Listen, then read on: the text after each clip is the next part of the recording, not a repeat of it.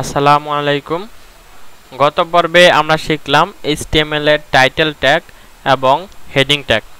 তো এই পর্বে আমরা শিখব HTML এর প্যারাগ্রাফ ট্যাগ।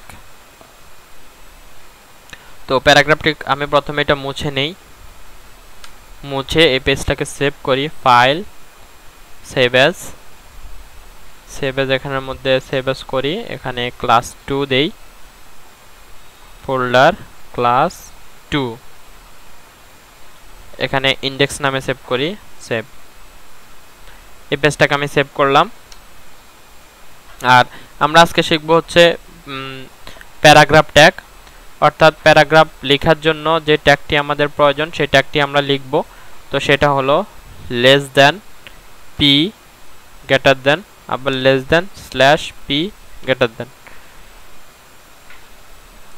প্যারাগ্রাফ ট্যাগ অন্যান্য ট্যাগের মতো শুরু এরকম পি দিয়ে, শেষ এরকম, শুধু আগে একটা স্ল্যাশ ব্যবহার করতে হবে এখানে পি দিয়ে। ঠিক আছে, শুরু এখানে, শেষ এখানে। তো আমি যদি এখানে লিখি দিস ইজ প্যারাগ্রাফ ট্যাগ, আর এটাকে আমি সেভ করি। এখানে সেভ করলাম, রান করি। প্যারাগ্রাফ ট্যাগের আউটপুটটা কি আমি আগেই বলেছি যে বডিতে যা দিবে, বডি ট্যাগের ভিতরে আমরা যাই ট্যাগ দিব, যা লেখাই লিখব, সবগুলো কিন্তু ব্রাউজারের বডিতেই শো করবে। তো পি, এই পি ট্যাগটা আমরা শুরু এখানে, শেষ এখানে। পি ট্যাগটা ভিতরে আমরা একটা লেখা দিলাম, দিস ইজ প্যারাগ্রাফ ট্যাগ।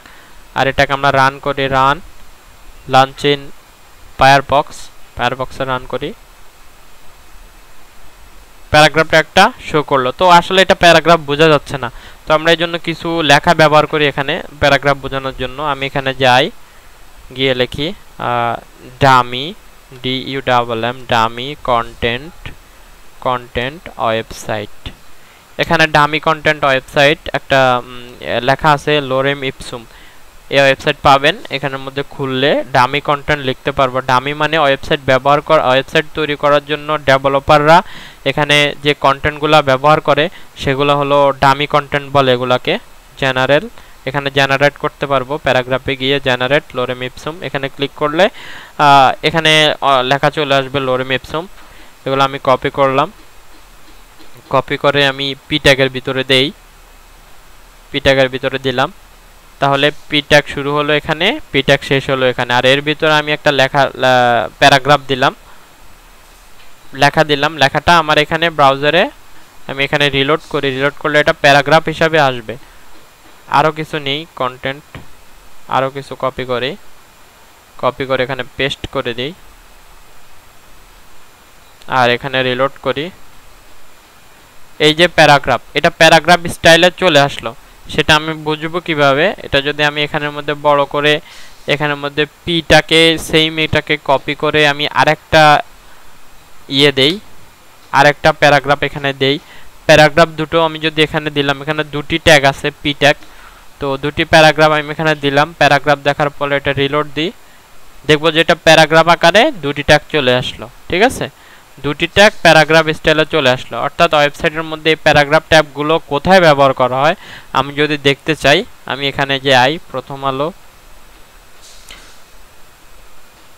যাওয়ার পরে এখানে আমি দেখতে পারবো যে কোনো একটা ওপেন করি, এটাই ওপেন করি। ওপেন করলে এখানের মধ্যে আমি দেখতে পারবো এদের টাইটেল আছে। টাইটেলের পরে যে এই ভিতরে যেই লেখাগুলা, কন্টেন্টগুলা, এগুলা কিন্তু এক একটা প্যারাগ্রাফ, এগুলা এক একটা প্যারাগ্রাফ। তো ওয়েবসাইটের প্যারাগ্রাফ ব্যবহার করে, এই ওয়েবসাইটে আমরা যে প্যারাগ্রাফ, আমরা এখানে পি ট্যাগ দিয়ে প্যারাগ্রাফ আনলাম, প্যারাগ্রাফগুলো আসলে ওয়েবসাইটের ভিতরের কন্টেন্ট হিসাবে ব্যবহার করা হয়। আমরা এখানে এই যে পি ট্যাগগুলো ওয়েবসাইটের কন্টেন্টে আনার জন্যই ব্যবহার করা হয়।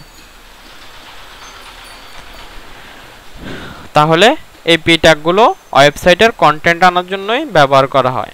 এক একটা প্যারাগ্রাফ, আমরা এখানে দুটি প্যারাগ্রাফ নিলাম, দুটি প্যারাগ্রাফ এখানের মধ্যে শো করলো। তাহলে ওয়েবসাইটের কন্টেন্টের জন্যই প্যারাগ্রাফগুলো ব্যবহার করা হয়। আমি বড় করি। তাহলে আমরা এই পর্বে শিখলাম প্যারাগ্রাফ ট্যাগ সম্পর্কে। আর নেক্সট টিউটোরিয়াল দেখার আমন্ত্রণ রইল। ধন্যবাদ।